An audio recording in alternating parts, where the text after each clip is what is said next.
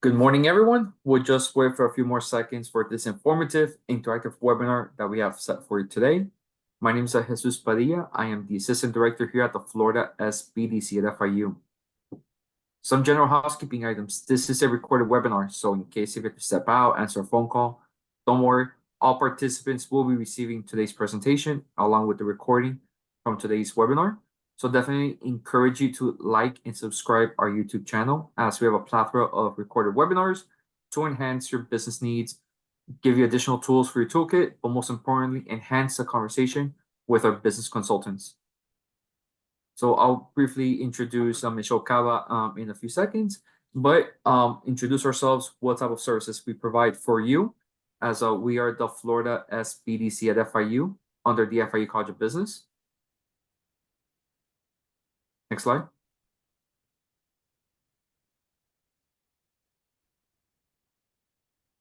We are a team of specialized business consultants to assist you if you're looking for marketing, access to capital, business planning, international trade. We are an SBA resource partner that provides one-on-one business consulting, training, and information to small businesses that are physically located here in Miami-Dade, Monroe County. If your business is located outside of Miami-Dade, Monroe County, don't worry, I'll be putting my email in the chat, so I'll be more happy to connect you with your local SBDC. Next slide.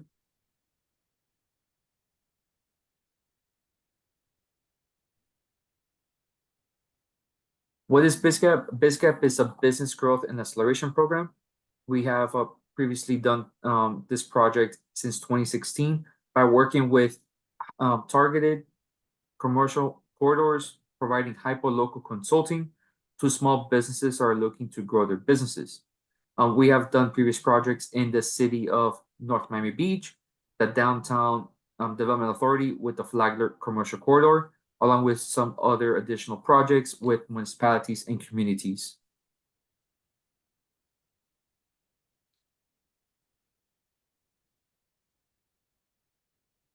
This project is designed to provide an additional toolkit for small businesses that are looking to grow their businesses. And since some of the outcomes from these partnerships with multiple communities, we've gone door to door, met with small businesses, what are the pain points, what are the additional resources for them to grow, along connecting them with other organizations that can enhance their business needs. As a result, over 300 small businesses attended our trainings, along with and received consulting as well. This year, the BizCap project, it is funded by a grant by the U.S. Small Business Administration, which is the Florida Congressional District 27. And the Florida's 27th Congressional District covers Coral Gables, City of Miami, Key Biscayne, runs down to Kendall, down to Cutler Bay.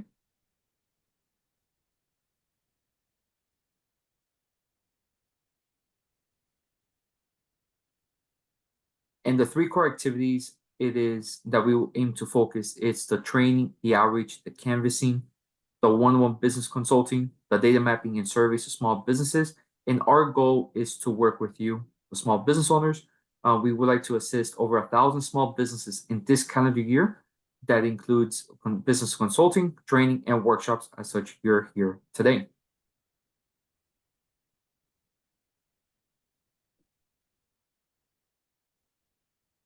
So I would like to introduce you to Michelle Cava. She is one of our business consultants under the BizCap project, and she'll definitely provide insightful information, interactive. So definitely encourage you to introduce yourself. What type of business do you have? What industry you're in? So that we'll be able to provide some additional examples. But most importantly, our goal is for you to get some aha moments throughout today's webinar. Yeah. So without further ado, Michelle, the floor is yours. Thank you, Jesus. And just want to thank everybody that is here today. I decided to put this workshop together because as an entrepreneur myself that has built quite a few businesses and sold them, sometimes it's not what you're doing, but how you're thinking that can change it all. So today, I'm thrilled to talk to you about how to think like a boss and how we're going to unlock this entrepreneurial mindset. Because whether you're running a business, starting a business, today we want to dive really deep into what it really means, right, to adopt this mindset and to achieve success after. We all know entrepreneurship is more than just running a business. It's about developing this mindset that allows you to overcome obstacles, take calculated risks, and maintain an unshakable resilience. So let's define first what it means to have an entrepreneurial mindset, right? It's a combination of four key elements. Those being vision, passion, risk tolerance, and problem solving.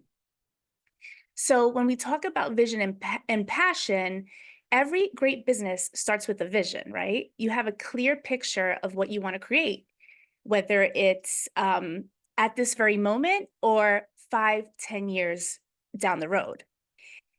Where passion is what will keep you going even when things get tough. So think of passion as the fuel that powers your journey. Every entrepreneur has to be comfortable with taking calculated risks.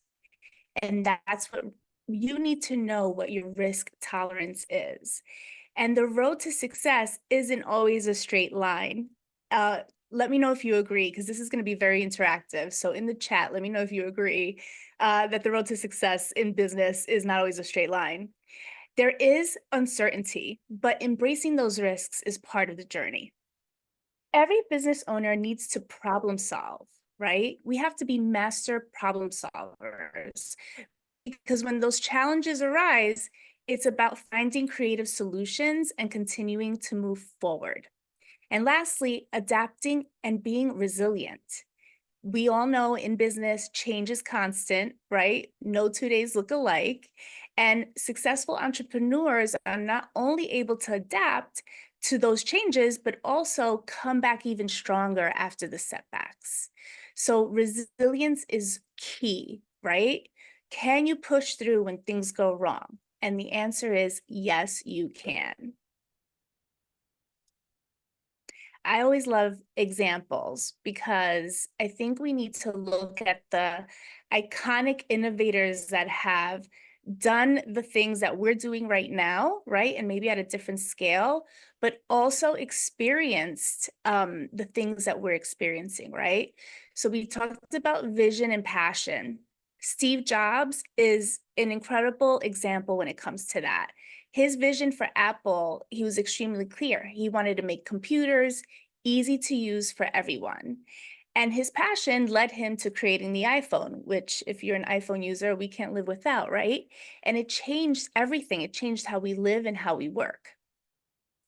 Elon Musk, I mean, talk about risk tolerance. He invested nearly every dollar he had into Tesla and SpaceX, and both companies were facing bankruptcy.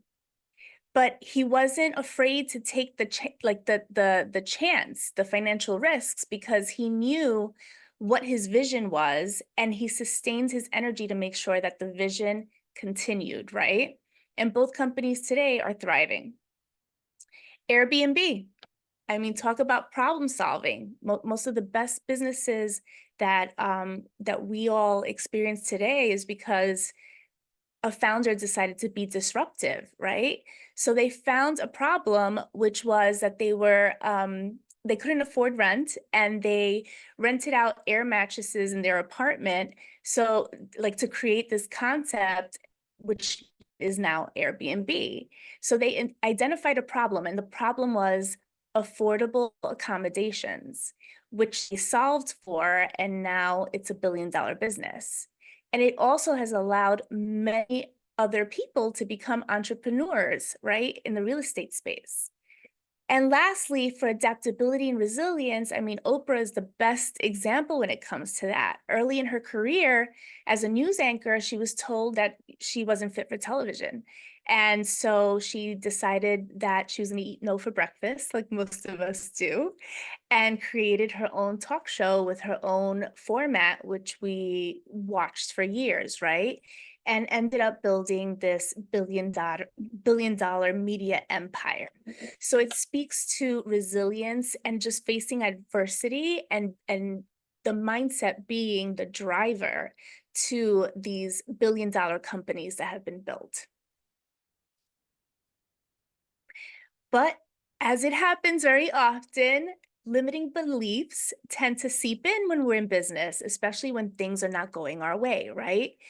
And I like to talk about limiting beliefs as these invisible walls we often build around ourselves, right? So the thoughts that are holding us back, whether we realize it or not, like how do we overcome them? Has anybody ever experienced limiting beliefs? You can add that to the chat as well. Let me know if you've experienced limiting beliefs. All right. Well, the first step in identifying your limiting beliefs is to recognize those negative thoughts that you're having, right? Be aware of that inner dialogue that you're telling yourself and reframe it, right? What are you telling yourself? What current thoughts are limiting your potential? I had a client yesterday whose limiting belief was that they couldn't sell.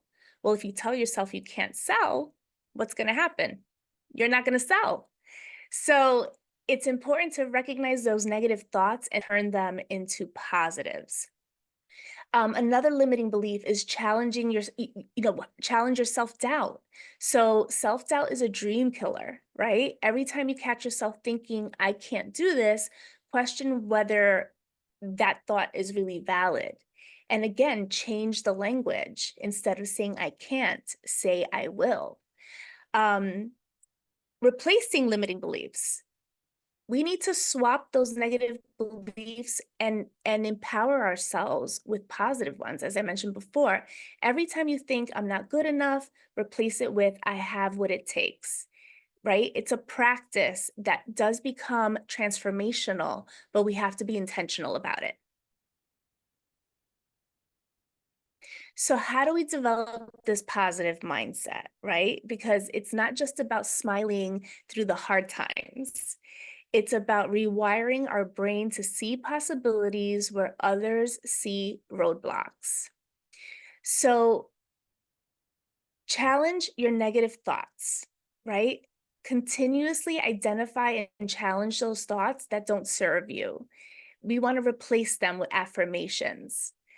Affirmations like, today I'm going to do great. Today I'm going to find a new opportunity. Today I'm capable. We want to visualize success. Visualization, if you've heard Serena Williams or any of these athletes, many of them become superstar athletes because of their visualization practice. So spend time each day imagining yourself achieving your goals. All right. This isn't motivational fluff. So visualize visualization is really a proven technique for building confidence and staying focused. Number 3 to me is super important. And anybody that knows me knows that I protect my energy. And as we all know here on this call, entrepreneurship, you have to be quite a little bit delusional to be an entrepreneur. And not everybody understands where you are, and not everybody has the same dream that you have.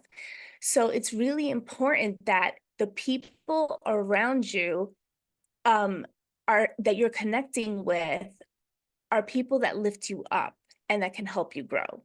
So I always suggest that you seek out other entrepreneurs, seek out people that have done it, because they're always happy to share with you what they've done, how they got there, the good, the bad, and the ugly. And lastly, embrace growth mindset. Don't get fixed. The best entrepreneurs and innovators that we know were able to adapt, were able to pivot. One of the words that we heard a lot during COVID, right? I know I got exhausted from pivoting, but the truth is that if we see a challenge and look at it as an opportunity, it changes everything. It increases our learning, it increases our development, and it makes us open to feedback where we're constantly improving our businesses and ourselves. So as we mentioned before, right? Entrepreneurship is full of uncertainty. That's just a given. Entrepreneurship is risky. That's why so many people don't do it, right? Some people are comfortable with their 9 to 5s. And it's also the reason why many businesses may fail. So whether you're launching a new product or entering a new market, we know that there are no guarantees. But what we do know is that if we're prepared and we're adaptable to changing circumstances, then guess what? Things can change. So embrace fear, right? Don't be like, just because you're fearful doesn't mean that you stop what you have created. Use that fear to be a driver, because on the other side of that fear, you're going to see the success that you had been dreaming of. Every business decision carries some level of risk. It does. There's every single one. But what matters is how you manage it. So always weigh the potential downsides and have a plan for mitigating them, right? Without risk, there's no reward. And lastly, resilience and adaptability, which has come up quite a few times, because as an entrepreneur, it's truly your ability to bounce back and pivot when needed that is truly crucial to the success of your business, all right? Failure happens to everybody. I mean, I can tell you how many things I failed on this year alone. But how I see it is that failure is just feedback. It's an opportunity for you to take that information and change it and do better. All right. As entrepreneurs, we need to cultivate this resilient ability, and we need to persevere, right? Because as I mentioned before, there's gonna be setbacks. Write in the chat if you've had like the perfect year. Tell me that you've had a perfect year. And if you haven't, tell me that too. Tell me what has happened this year that really challenged you to be resilient and persevere. I'll share mine. So for me, I hired a salesperson this year, and it didn't work out. I had to hire a second salesperson. And if anybody has built a business with employees, there's a lot of time that goes into that. There's a lot of financial investment that also goes into that. And you're trusting for someone to help you build your business, right? Well, the first salesperson didn't work out, and I could have had the mindset of I'll do it myself. But the truth is, I can't do it all myself, right? And so I persevered, I was resilient, and I was intentional about finding the right candidate. All right. So we need to embrace failure as a learning opportunity. No one likes to fail. But again, it's in those failures that we learn our greatest lessons. We need to maintain that positive mindset. And there's a lot of repetition here because it's important that you intentionally remind yourself every day to stay positive, embrace failure, find your support system, and practice self-care, all right? Who you surround yourself with, your community, needs to believe in you. And that's why it's important that you set up sessions with us here at SBDC, because as mentors, as advisors, as peers, we can provide you the guidance and the support when you need it most. So how do we create a business that supports our mindset, right? This positive mindset that we have been intentional about building. Well, we can do that by setting clear, actionable goals, right? I'm sure you've heard this before, the SMART method: setting specific, measurable, achievable, relevant, and time-bound goals. This provides a solid framework. So define your goals. What do you want to achieve in the next 6 months? I'm currently thinking about, what do I want to achieve from here until December, right? Or what do you want to achieve in 2025? I had a call yesterday with a client that had a hit list of all the prospects they wanted to start conversations with for 2025. Set deadlines for yourself. So every goal needs a deadline, right? Our dreams are not going to happen unless we actually make them happen. So, for example, this client yesterday had a deadline of December of at least making contact with those prospects before 2025, so that come January, we're going from cold leads to actually nurturing warm leads, right?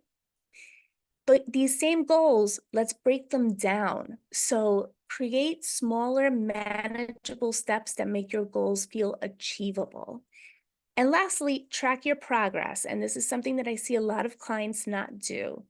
Numbers are your friends, analytics are your friends. Track your progress, monitor what you've done, what's worked, what hasn't worked. And don't be afraid to adjust your goals as needed. They don't have to be static. You can change them. Oops, sorry about that, guys. What we also should do is harness our creativity and innovation. And I'll tell you why. This is so important for the days where those limiting beliefs uh, make their way in, for the days that maybe you failed at something or something didn't work out. Go back to what it was like when you first started your business or when that first business idea came to mind. Um, that creativity that you had in the beginning is going to be your driver, right? And also having fun, like going out and, um, you know, uh, doing your research on other businesses that maybe are similar than yours, right? You'll find the innovation that probably you didn't see before because you were so busy working in the business. The truth is that everybody on this call who is an entrepreneur is truly an artist, right? We all have to think outside the box and we have to challenge the status quo. And to do that, we have to use innovation. We have to develop, which often allows us to develop new products, to find unique ways to serve our customers. And it also helps us stay ahead of the competition, right? Something else to think about is your environment. If you're a solopreneur, try to get out there and be around other entrepreneurs, right? If you have a business with several employees, think about the environment you're trying to foster, right? Where your employees are helping you try new things, helping you discover new products and services, and also they give you an edge on what it is that your customers want. And that excitement of all those things, of having employees that love working with you, of being in an environment that you're happy in, being, having the freedom to be creative and innovative, can really drive you and take your business to the next level, propel your business to the next level. So an example of how creativity has driven, successful businesses, two examples are Netflix and Google. So Netflix, if I'm going to age myself, but I had Netflix when it was CDs that they were mailing out to me when I was in college, right? So they were a DVD rental service and they saw a future in streaming.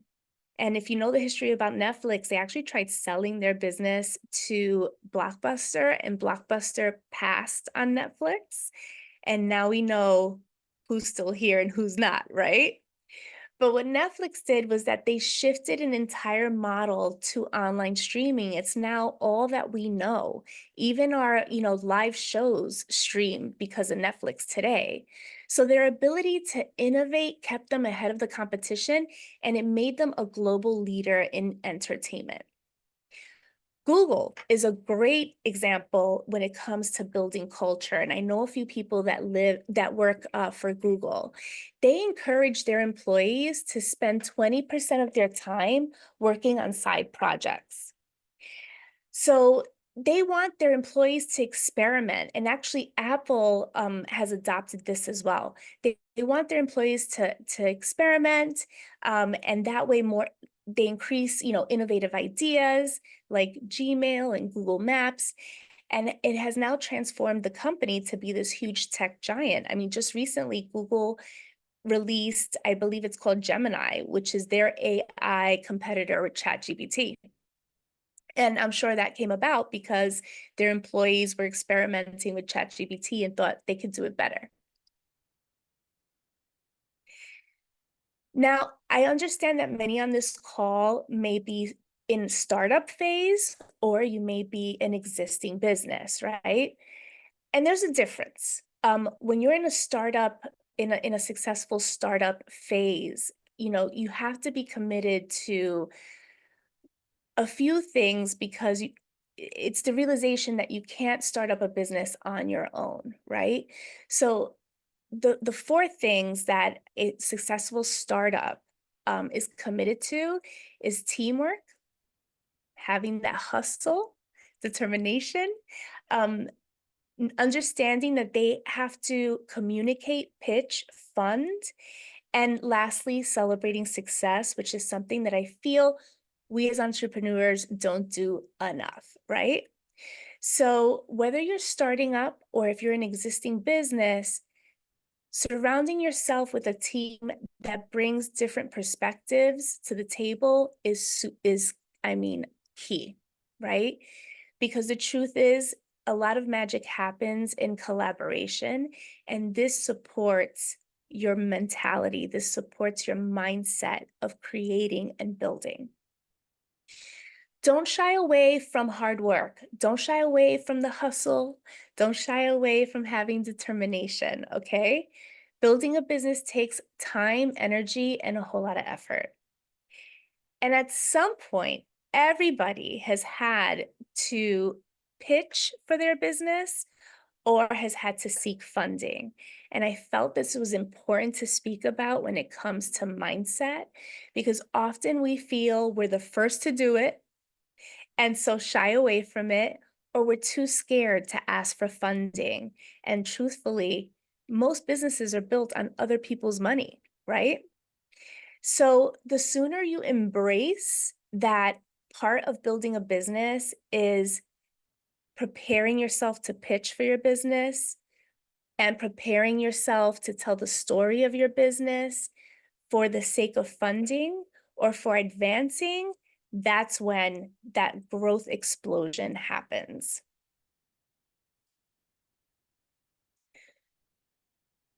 I am a huge networker. I truly believe building relationships are important. Your network is your net worth. I have been the recipient of, meeting that one person that changed the entire trajectory of my life. Um, and I'm super thankful to that person, right? But the foundation of any successful entrepreneur is building strong relationships.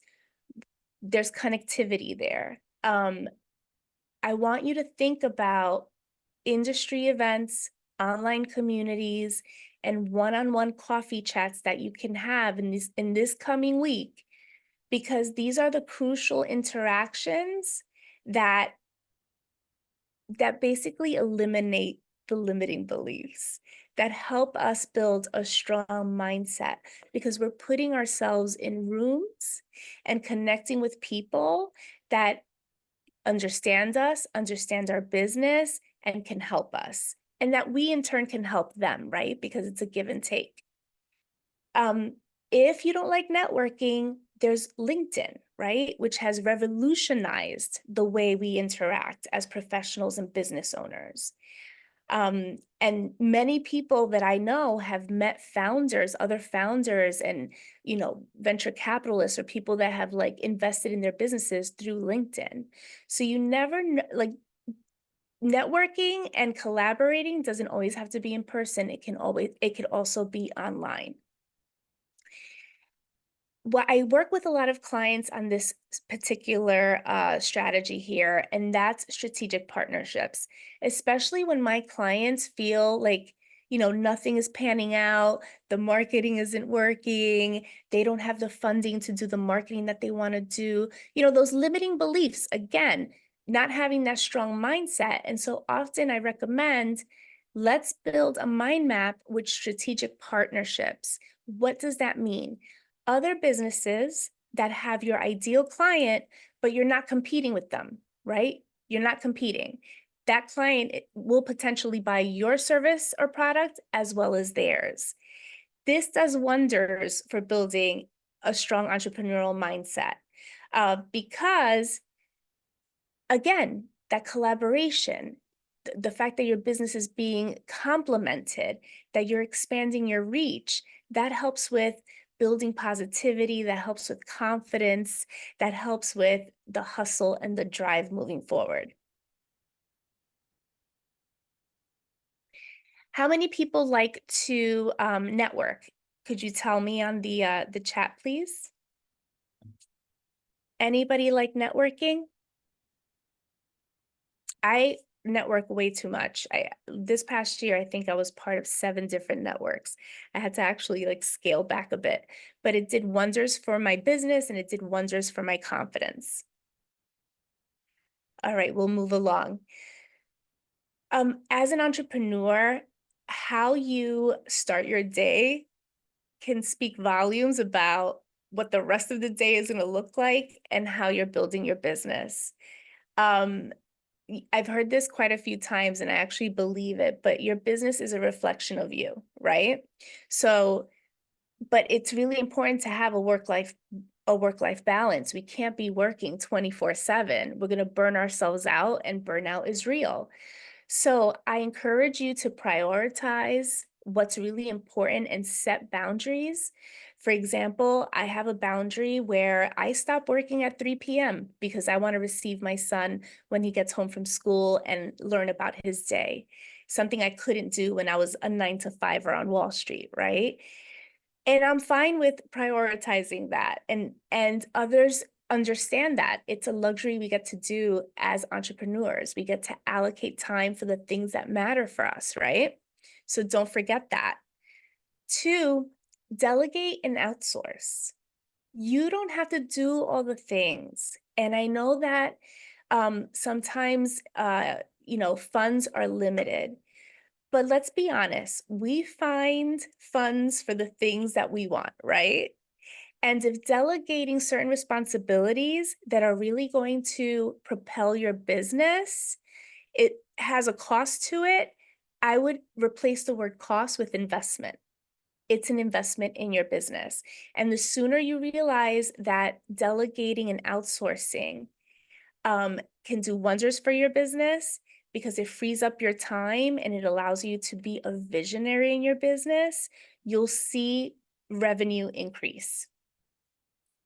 3rd, practice self-care. So prioritize things that bring you joy, that help you recharge. If you like to exercise, hobbies, spending time with loved ones. I actually, when I wake up in the morning, it's important for me to meditate. Those are my boundaries right there. I don't start any meetings until 10 a.m. because I like to have my coffee. I like to have a slow morning, meditate, work out, and then get into the rest of my day. And lastly, limit your work hours, right? It's okay to establish work hours that are for yourself. Your business doesn't have to look like everybody else's business.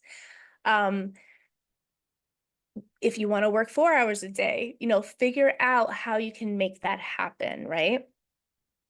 But establish a regular work schedule and stick to it as much as possible. Now, even with all those things, even with, adaptability, building a positive mindset, creating a work-life balance for yourself, it's not to say, I mean, we have to say this and be honest with each other, right? Challenges and obstacles are inevitable. They're part of every entrepreneurial journey.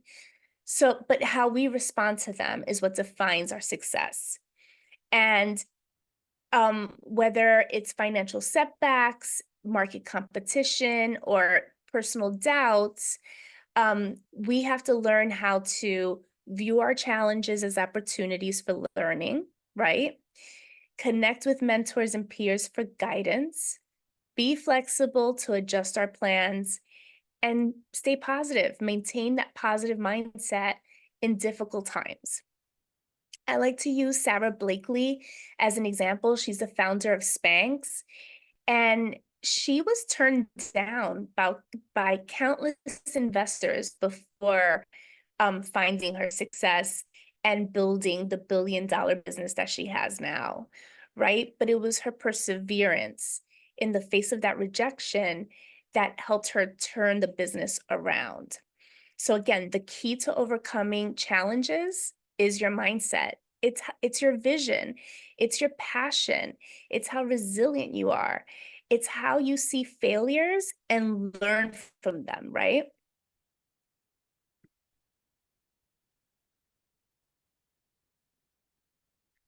So Oprah made it here again. I mean, she was in business for a very long time, so she made it back on this slide where we're turning setbacks into success, right? But Oprah credits a lot of her success to the strong network of mentors that she had and advisors, which one of them was Maya Angelou. And she often says that it was this support system that helped her navigate the ups and downs of her career and grow her empire. Thomas Edison, here to the right, he failed over 1,000 times before finally inventing the light bulb. And when asked about his failures, he famously said, "I have not failed. I've just found 10,000 ways that won't work." I mean, how he reframed a negative into a positive is what I admire the most. Um, and then we have Howard Schultz, right? He was the CEO of Starbucks. And back in 2008, Starbucks had declining sales. And, rather than panicking, he focused on what were the long-term solutions, right?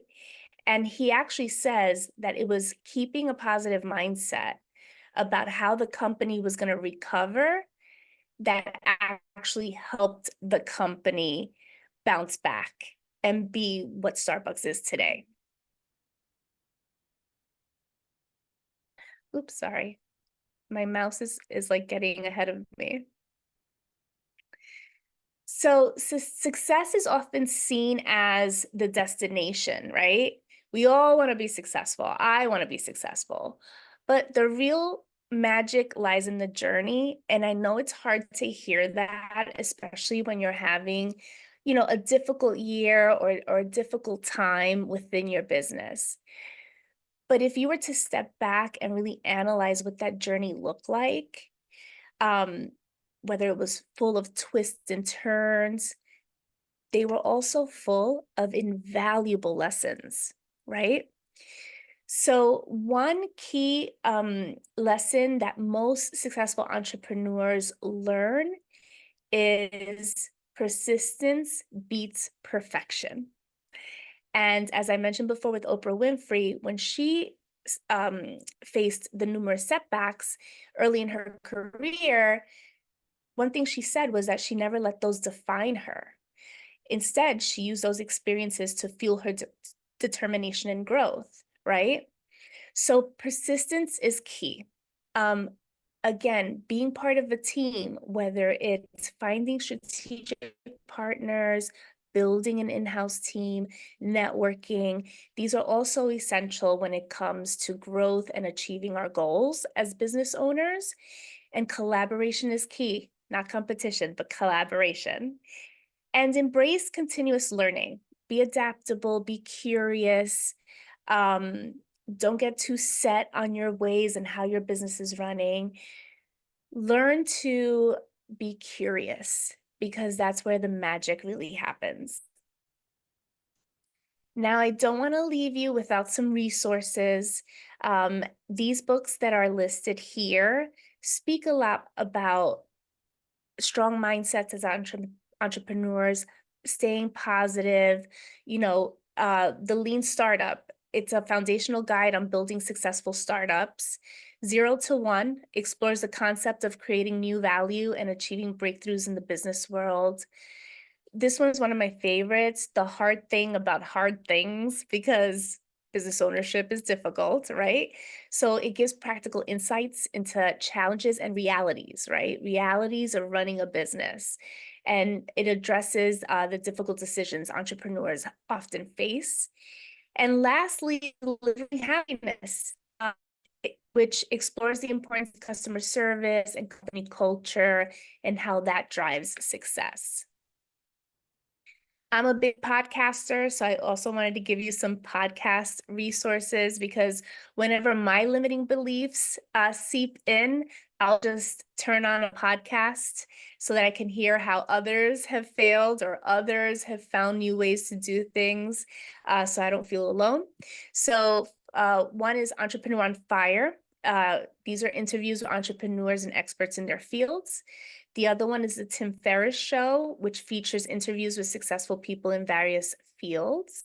How I Built This is one of my favorites, because it's storytelling about the origin of successful businesses and brands. And then lastly, The School of Greatness, which it's a bunch of interviews with successful business owners on leadership and personal development. And one other book I like to mention is Think and Grow Rich, um, which I heard, I haven't read it yet. It's by Napoleon Hill, but it's supposed to be, it gives you stories about different entrepreneurs beyond our time that are inspirational. So I'll leave you with this quote: entrepreneurship is neither a science nor an art. It's not. It is a practice. All right. So as long as you realize that entrepreneurship is truly a mindset, it's truly what you're doing every day to drive your business forward, it changes everything. So I will now open it up for questions. So feel free to ask any questions at this time. I see one comment was, being laid off through no fault of my own has caused me to consider starting my own consulting business. Jennifer, listen, sometimes where the universe pushes us out of places where we have outgrown. So if you're thinking about that consulting business, we are here to help you, and you're more than welcome to sign up and have a session with us. Anybody have any other questions or any stories they'd like to share?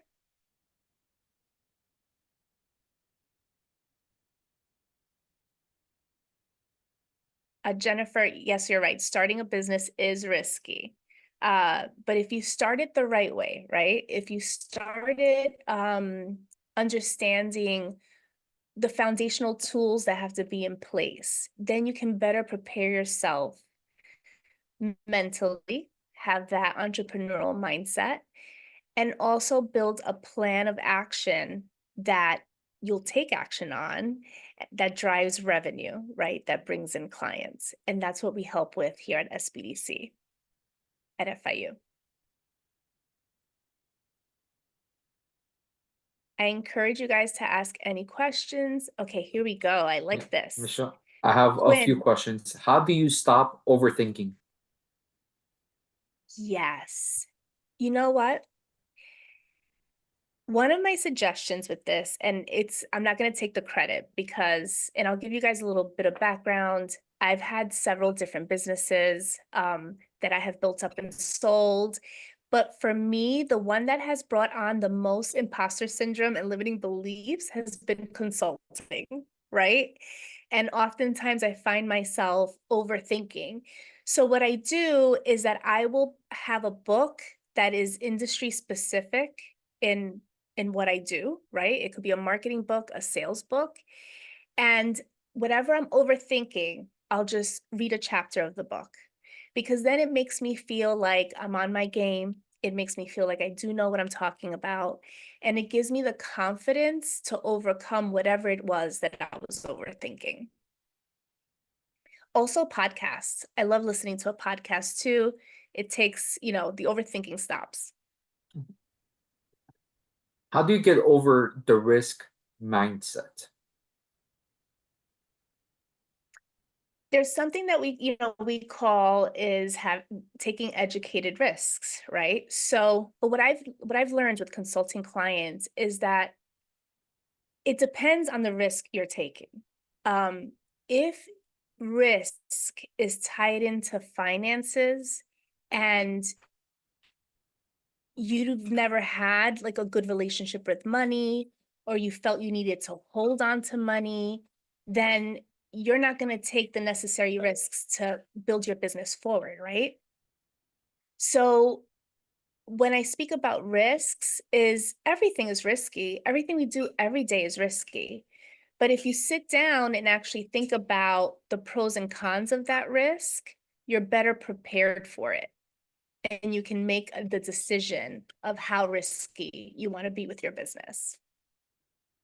Okay. And then when connections are new, what advice do you have for building partnerships? Yes. So I'll tell you this. It's a sentence that I always start with when I'm connecting with a new partnership. And it's, how can I help you? It diffuses the person on the other side, because I think when you're building a business, we all get used to of people wanting things from us. But if you go into the conversation from a place of service and how can I help you, it changes the whole conversation.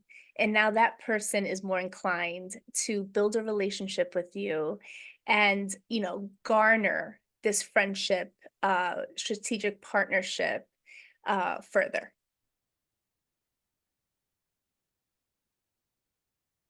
Okay. What is the best way to find mentors? SBDC at FIU. Uh, Aside from SBDC at FIU, listen, we have social media, we have LinkedIn, we have Instagram. There is not one, uh, I want to say, founder, business owner that wouldn't be like grateful to you to allow them to mentor you, right? Because after you've built successful businesses, you know the roller coaster ride that it's taken and you want to give back. But sometimes those mentors don't even know how to seek you. So if you take the first step of writing, a short message, a DM on Instagram or LinkedIn, I can almost promise you they will help you, whether it's words of encouragement or time to mentor you and advise you. You're actually helping them as well. Mhm. Yep, that's it. And no more questions. But like I said, if there's any particular questions, don't hesitate. Shoot me an email. I'm more than happy to help you and connect you with the appropriate connections. That will, we're family. But at the same time, all participants will be receiving today's presentation, recording. But at the same time, let us know how we can assist you if you need some additional resources as well. So I want to thank you, Michelle, but at the same time, I want to thank all the participants here. And Yes. we're looking forward to working with you at any capacity that we can. Thank you all and have a good day. Take care, everyone. Bye, everybody. Thank you.